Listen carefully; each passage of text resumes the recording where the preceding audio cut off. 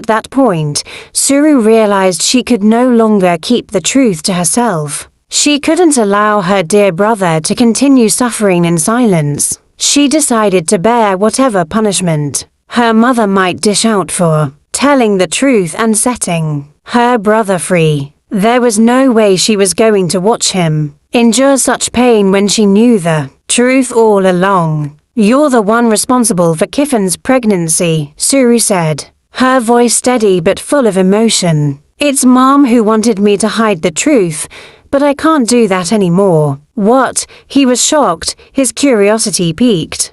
"How come, and how do you know all of this?" Suru took a deep breath before explaining everything. She told him how, one evening, she had caught him with Kiffin in that room, drinking wine. The most telling part of it all was the pair of driver's sandals he had been wearing that night. She described how drunk he was and how everything had unfolded from there. The weight of her words hit him hard. He stood there silent for a moment, trying to process it all. When he finally spoke, his voice cracked with emotion. "Thank you, sister. You have no idea what you've just done for me. I'll be forever indebted to you. This was a mistake, a happy one at that. But I will bear the consequences of my actions." He paused, gathering himself before continuing. "And I promise you, I will never allow any man to marry the woman I love, especially when she is carrying my child." With that, he walked into the traditional wedding ceremony. At that moment, Kiffin was about to reveal who her husband was, ready to present him to everyone and the chief. She looked up, and there he was, Yensei's brother, walking toward her. She froze. The moment their eyes met, she felt a rush of emotions. He was here. He had come to rescue her. Yensei's gaze locked onto her, and the room seemed to hold its breath. The direction of her attention didn't go unnoticed. Everyone saw where she was looking, and their eyes followed. Kiffin saw his smile, and in that instant, she knew what it meant. It was a smile of reassurance, of resolve. Then Yensei spoke up, his voice strong and clear for all to hear. "Stop, Kiffin, my love. You can't marry him. I am the father of the child you are carrying." Kiffin's hand trembled, and the cup she was holding dropped from her fingers. She couldn't believe what she was hearing. "Are you serious?" she asked, her voice filled with disbelief. "I'm serious," Yensei replied, turning to his mother. "Mom, that day, I was the one wearing the driver's sandals. I drank with her in that room and got drunk. That's why I couldn't remember anything." His father, who had been sitting quietly until now, stood up abruptly, clearly in shock. "What are you saying?" he asked, his voice full of disbelief.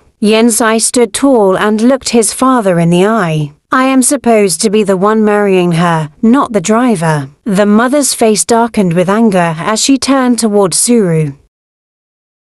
She was furious that Suru had exposed the secret, but deep down, she knew it was for the best.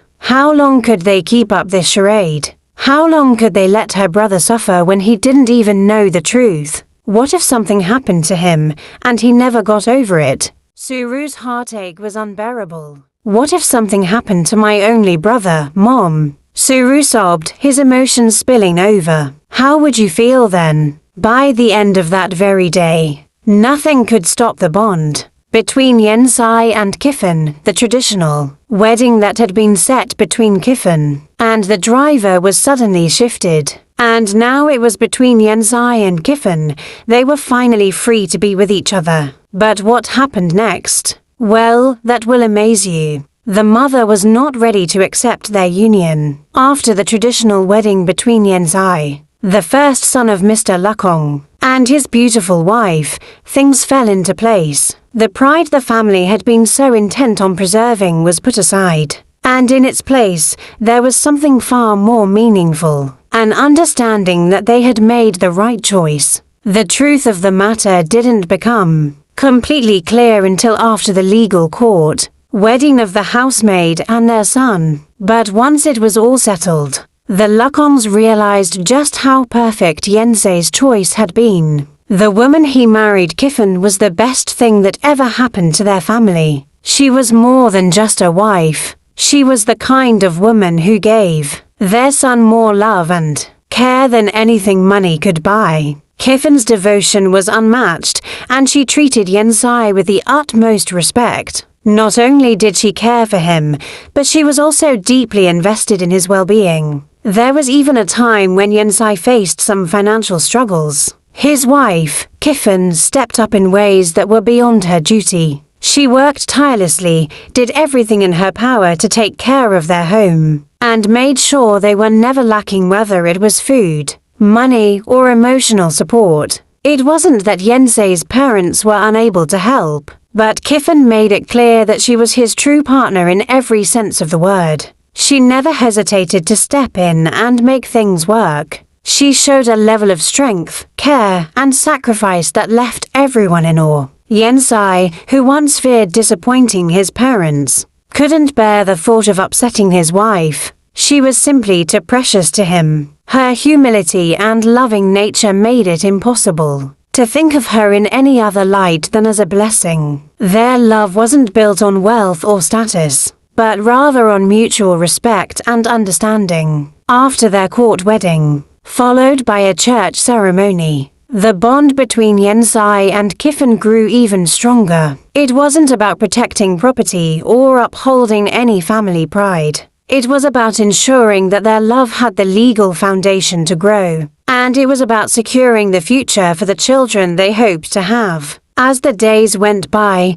Yensei's confidence in every decision he made was strengthened. He knew that no matter what challenges he faced, Kiffin would be right there beside him, lifting him up when he stumbled. Her unwavering support gave him the courage to take on new ventures, knowing that if he failed, she would be there to help him rise again. The Lukong family, who once doubted Kiffin's place in their son's life because of her background, now saw her for who she truly was. She wasn't a mere housemaid, she was a gem, a woman who was smart, strong, and compassionate, a woman who loved their son more than anyone else in the world could. The Lukongs learned that love wasn't about class or status. It was about understanding, mutual respect, and a deep emotional connection. Despite the initial objections, Yensei's parents eventually embraced their son's choice. It was a hard lesson learned, but it was a lesson that led to the happiest of unions. The Lukongs came to realize that love often defies the boundaries of status and social expectations. However, even as they accepted their daughter-in-law wholeheartedly, Yensai and Kiffin still understood why their parents had tried to impose their own choices on them. When the time came for Yensai and Kiffin to become parents themselves, they finally understood the concerns their own parents had. They realized how important it was to be careful about who they brought into their family, and how vital it was to consider the person their children would one day choose as their spouse. They had learned from their own experience, and now they could pass on that wisdom to the next generation. In the end, Yensai and Kiffin lived a happy life, surrounded by their children and the love they had built together. Their story was one of growth, love, and understanding, proof that sometimes the best things in life come from the most unexpected places. The end. Please support us by subscribing, commenting, sharing, and liking our stories. Please drop a positive review on my page. Please subscribe to this channel at Village Fire Tales for more interesting new episodes and stories. New story alert! I will be dropping a new story. Title: She Tested the Houseboy to Confirm Her Baroness. It's coming out this week. Stay tuned.